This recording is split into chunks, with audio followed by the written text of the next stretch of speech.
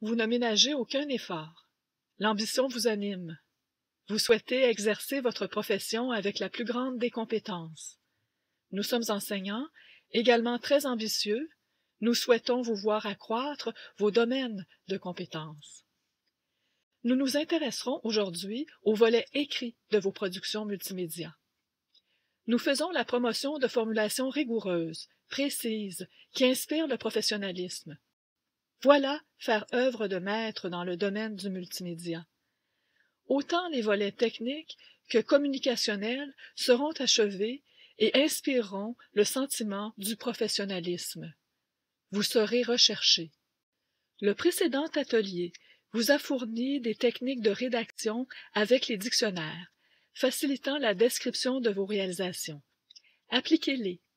Est-ce que l'on doute de l'utilité de l'usage des dictionnaires lors des rédactions? Plus maintenant. Nous observons un réel gain au niveau du vocabulaire dans les descriptifs de vos réalisations. Notre dernier atelier, où vous empruntiez un rôle fictif dans la réalisation d'un site Web, en donne la preuve. Nous avons relevé quelques exemples de textes réalisés lors de cet atelier de travail avec les dictionnaires. Jetons un bref coup d'œil sur un premier texte. Profil précis, co-réalisateur. Rôle précis, concevoir. Produit bien défini, logiciel de montage vidéo, projection visuelle conversationnelle. Autre étudiant, des verbes actifs, proposer. Un produit bien défini, une ambiance, une identité visuelle. Voyons un troisième texte. Observons combien les verbes ou qualificatifs informent bien de ces initiatives. J'ai conçu, j'ai proposé des interfaces esthétiques. Pour ce dernier, les verbes d'action choisis expriment le leadership. J'ai assuré la direction. J'ai conceptualisé de manière à fasciner les visiteurs. Les supports écrits promotionnels auprès des employeurs sont nombreux. Vous serez amené à les fournir à maintes reprises, que ce soit lors de journées dédiées aux entreprises, lors de la recherche d'un lieu de stage ou d'un lieu de travail. Énumérons-les. Nous pensons au texte d'accueil de votre portfolio, au descriptif de vos réalisations, à votre curriculum vitae. Vous aurez également à rédiger quelques lettres de motivation lors de votre recherche d'un lieu de stage ou ultérieurement lorsque vous briguerez un poste. Vous aurez aussi à rédiger des courriels. Voyons comment votre support écrit pourrait mettre en valeur le travail accompli, les apprentissages faits, vos compétences. D'abord, il faudra vous relire, réviser et réécrire ce sous influence. Activez Antidote, utilisez notre guide. Préalablement, vous devrez avoir mis en place des stratégies de rédaction favorables, écrire sous l'influence des dictionnaires. Profitez de leur polyvalence, co-occurrence, champ lexical, banque terminologique. Voilà votre principal matériel. L'atelier vous donne les moyens d'évoluer vers un plus grand professionnalisme. Suivez notre démarche. Notre instrument premier, le logiciel Antidote et ses prismes. D'abord, on éliminera les erreurs de grammaire puis de typographie. Enfin, on s'attaquera aux zones de texte confuses. La clarté de vos énoncés sera interprétée comme un indice annonciateur de votre professionnalisme. Nous chasserons pour cela la phrase longue et la phrase non verbale susceptibles d'embrouiller vos formulations. Nous chercherons à augmenter le niveau de précision de vos descriptions. Cette qualité émerge souvent d'un esprit soigné. Nous encouragerons également la sobriété et la modération, tout cela par des prismes de lecture qu'Antidote fournit. Vos compétences également devront être le mieux possible exprimées. Nous diminuerons le nombre de vos répétitions, toujours avec Antidote, pour favoriser la progression de la pensée. Enfin, nous chasserons la sémantique faible, les termes flous, les termes négatifs qui jouent contre vous et obstruent, oblitèrent vos zones de compétences. Observons le texte que nous allons travailler aujourd'hui. Ce qui se dégage du texte, c'est que l'étudiant se présente comme n'ayant pas de spécialité et ne faisant que se débrouiller. Bien entendu, il ne sera pas en premier lieu dans la liste des candidats. Alors, n'oubliez pas d'écrire dans l'accompagnement des dictionnaires. Consultez-les pour être capable, par exemple, de définir ce qu'est un pansement logiciel, de désigner les logiciels horizontaux, verticaux, espions. Maîtrisez votre lexique professionnel. Allez jusqu'à parler d'ergonomie logicielle et d'implémentation. Soyez apte à indiquer que vous implémentez une fonctionnalité dans un système d'exploitation. De cette manière, vous refléterez vos compétences et vous vous distinguerez. Appliquons les étapes de révision et de réécriture au paragraphe de formation. Notre guide présente 5 aspects du texte à travailler: la langue, la typographie, le style, la sémantique, la pragmatique. Activons Word. Soumettons le paragraphe servant à la formation au prisme de correction. Il faut s'assurer que le curseur de Word est au début du texte. On peut encadrer la portion du texte que l'on souhaite relire ou sélectionner l'ensemble du texte à l'aide des commandes clavier habituelles. Voilà qui est fait. En sélectionnant le crochet du menu contextuel ou de la barre supérieure de Word, la fenêtre de correction se déploie également. Antidote nous incite à corriger les erreurs de langue d'abord. 16 détections sont présentes. On observe comme première erreur une erreur de type ponctuation. L'infobulle déployée nous permet d'observer si la correction proposée est pertinente. Consultez la grammaire. Quelle conjonction, autre que mais, exige l'utilisation d'une virgule? Consultons le livre orange. On voit que la virgule se place devant mais, car, et aussi, etc. Corrigeons en double-cliquant. Nouveau réflexe de consultation à acquérir, celui de reconnaître l'utilité de la section des flexions à certains articles du dictionnaire. La prochaine erreur, apparaissant 2 fois, confirme la méconnaissance des formes de ce mot au féminin par le rédacteur. On nous dit que le déterminant tel s'accorde avec tâche. Nous allons approuver la correction après avoir reconnu l'existence de ces 4 formes.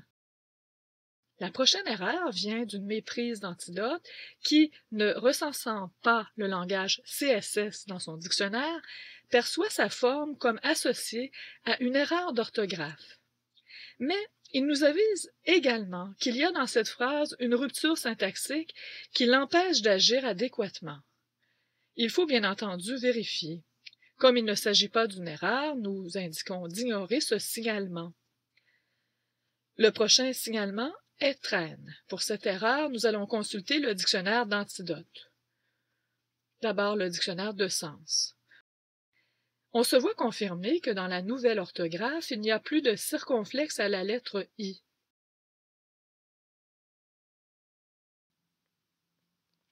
Si l'on souhaite faire usage de la graphie rectifiée, il faut modifier nos réglages. Imposons la graphie rectifiée. Elle viendra modifier dans le dictionnaire lui-même la graphie de ce mot. Les mots inconnus présentent en premier lieu 2 noms propres inconnus d'Antidote. Comme il s'agit d'un lexique spécialisé, nous ne nous en étonnons pas. Activons le clic droit de la souris pour accéder à des services web de recherche. Nous activons Google. Nous observons par le résultat des recherches la bonne graphie. Nous ferons une recherche plus active pour le prochain mot. Nous devinons bien que le terme wireframe est un anglicisme. Nous allons, pour cette raison, procéder différemment. Il nous faut un équivalent français. Antidote ne prend pas parti. Toutefois, il nous invite à consulter le Wiktionnaire. C'est une source utile lorsque le mot n'a pas encore été traité par les linguistes. Le Wiktionnaire propose l'expression fil de fer. Est-ce une équivalence à prouver?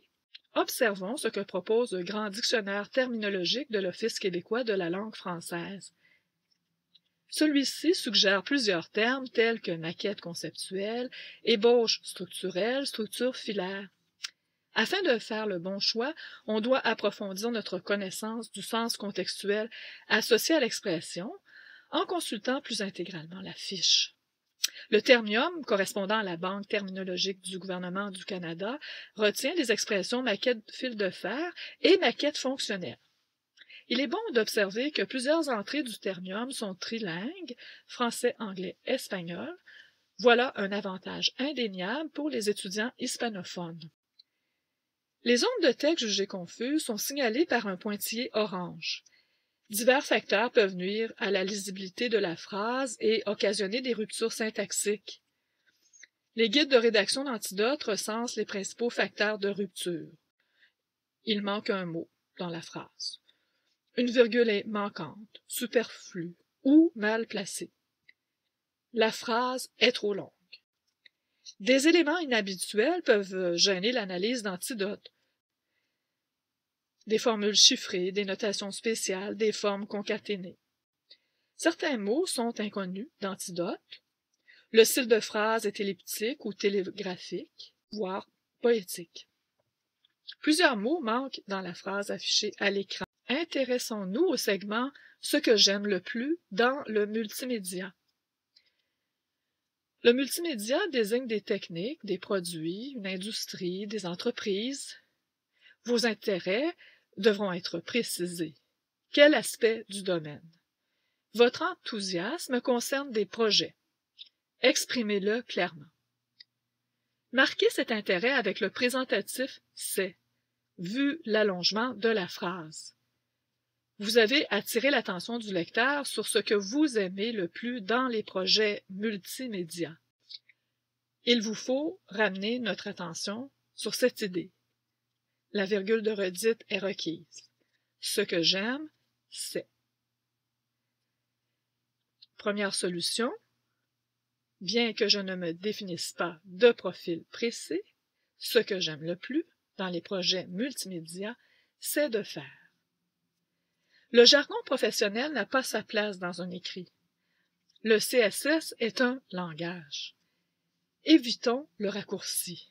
Nous en profitons pour retrancher le verbe terne faire pour un verbe plus dynamique, tel exploiter, qui exprime votre leadership. Ce que j'aime le plus, c'est d'utiliser le langage CSS. La deuxième rupture signalée provient d'un élément composant la phrase sur lequel le correcteur bute. L'élément inhabituel dans la phrase est le déterminant « ça ». Le déterminant « ça » ne peut constituer un sujet. Quel pronom devrait normalement se trouver ici? Nous en convenons aisément, il aurait fallu écrire « cela ». Le soulignement orangé, fin de l'alerte, signale un passage demandant le jugement du réviseur. L'accord pourrait dépendre du sens ou du contexte. La première alerte fait intervenir le contexte. Observons. Le terme « débrouiller » présente plusieurs sens au dictionnaire selon le contexte. On observe un premier emploi du niveau correct, un second de sens figuré, un soupçon littéraire, soit débrouiller un mystère. L'art sémantique nous informe. Le niveau de langue fluctue de correct à familier. Pour notre contexte d'emploi pronominal, les marques d'usage s'abaissent au niveau familier. L'expression signifie le fait de se tirer d'embarras, de se dépêtrer. Pourquoi un verbe si peu valorisant dans un texte promotionnel? La maladresse revient 2 fois dans le texte, il faudra réécrire le passage. La deuxième alerte fait intervenir le sens. Les compléments du nom évoquent l'idée de plusieurs éléments. Ce sont des réalités comptables. Les mots affichés sont tous des termes indiquant l'intention d'une pluralité d'éléments. Appliquons-leur le pluriel. L'examen de la typographie nous fait remarquer une espace superflu en trop. Nous la retranchons. La prochaine observation a une importance déterminante pour l'intégrateur multimédia. Soyez attentifs. Nous observons à la phrase « J'ai une petite préférence pour le HTML5 » la mention d'un espace dont il faut choisir la propriété. Sera-t-elle sécable ou insécable? En consultant le guide intégré dans l'infobulle, on peut lire que l'espace sécable peut être coupé en fin de ligne et sa longueur modifiée si on justifie le texte. Ce n'est pas le cas de l'espace insécable, qui ne sera jamais coupé par un éventuel retour à la ligne automatique et gardera toujours la même taille. On utilise les espaces insécables pour que les éléments désignés restent toujours proches et sur la même ligne.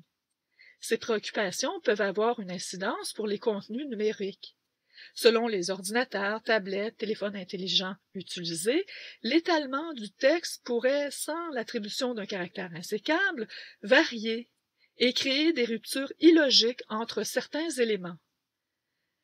L'intégrateur multimédia ne doit jamais négliger ces signalements et traiter les espaces insécables avec soin. Au chapitre du style, abordons en premier lieu la question des répétitions. Le recours au dictionnaire des synonymes ne suffira pas pour cet exemple. Les deux synonymes de sens voisin sont disposition, au sens de j'ai des dispositions, et orientation, au sens d'orientation professionnelle. Nous cherchons à exprimer l'idée d'un profil de compétences. Les co-occurrences profils variés, diversifiés, profils professionnels pourront vous aider à vanter votre polyvalence. Elles ne régleront pas l'irritant, la répétition du mot « profil ». Le vaste champ lexical me fait remarquer des concepts connexes, candidat, caractéristique, compétence. Ce sont enfin les synonymes de ce mot qui vous offriront d'excellents substituts au terme profil. Vous pourrez parler de vos aptitudes, de vos forces, de votre maîtrise, de votre savoir-faire, de votre talent et de vos techniques. Ne l'oublions pas, c'est parfois de nos recherches de mot en mot que nous trouvons notre mine d'or. Tout autre chapitre, observons vos tournures de phrases. Activez le second onglet au chapitre du style. Repérez vos énoncés les moins dynamiques. Le réglage par défaut doit être abaissé. Attribuez une limite de 20 mots à vos phrases, puis augmentez cette limite graduellement afin de repérer les phrases les plus longues. Segmentez vos idées, utilisez des phrases simples, évitez d'utiliser une virgule pour un point, retranchez les mots inutiles. La phrase la plus longue de ce texte comprend 34 mots. Nous la reformulerons. Notre travail portant sur la sémantique nous en fera biffer une bonne partie. Y a-t-il dans vos tournures de phrases des cascades de compléments aux allures étranges, des phrases du type « Elle sait pertinemment que tu attends qu'elle dise qu'elle t'aime » ou dans les textes des chants sur le thème de la langue et de la culture. Le guide de révision linguistique attire votre attention sur ce défaut. Les autres lourdeurs de style associées à la proposition passive, impersonnelle, participale ne sont pas signalées. Attardez-vous aux phrases non verbales. Cela ne s'applique pas à notre rédaction. En ce qui concerne le vocabulaire, dans la liste des termes à éviter, on peut observer le pléonasme, les termes inconvenants ou offensants, les régionalismes, puis les verbes ternes. L'étudiant devra travailler ses choix de verbes, dont plusieurs sont qualifiés de ternes. Il en est ainsi pour son emploi du verbe faire. On règle ce problème en exploitant le dictionnaire des co-occurrences qui nous propose en remplacement de faire une recherche, effectuer, poursuivre, entreprendre une recherche. De même, pour le passage relatant le plaisir de faire de l'intégration HTML, quels sont les verbes qui pourraient précéder le verbe intégration? Les co-occurrences de compléments suggèrent réussir, assurer l'intégration. Voyons une autre piste de recherche pour l'expression du travail avec le langage HTML. On est en mesure de choisir un verbe d'action plus précis si on en use comme d'un code, d'une balise ou d'un format. Le dictionnaire s'ouvre sur de multiples possibilités. Je retiens la piste du format. Je peux déclarer utiliser un format HTML, adopter un format HTML, le convertir, le modifier, l'écrire, enfin le paramétrer. Il faudra voir ce qui s'applique à la situation. Repérons les passages qui nuiraient à votre travail de mise en valeur.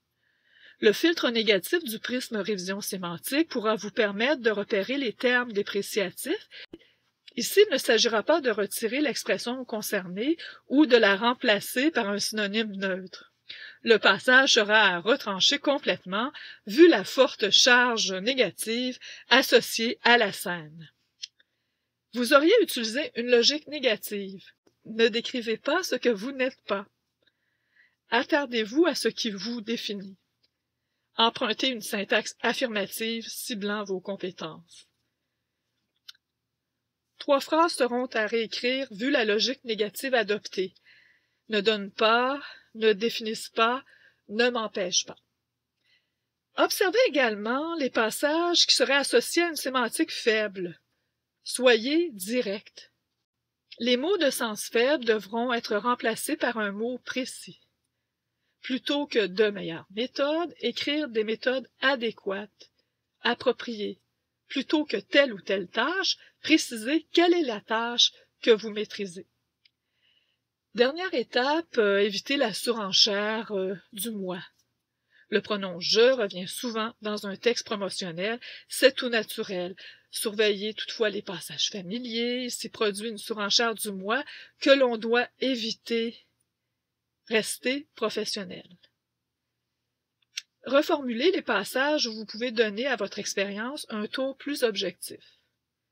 Je viens de finir ma formation devient je viens d'obtenir un diplôme. Enfin, utilisez le guide. Cochez au fur et à mesure les étapes complétées. Motivez-vous, motivez-nous en copiant-collant votre texte en son état initial. En le reproduisant sous le premier, vous pourrez modifier le second. Cela va vous permettre d'observer les nombreux changements opérés dans votre texte sous l'influence de notre démarche de révision. Vous pouvez voir ici l'importance de ces changements. Bravo, nous avons bien travaillé. Merci.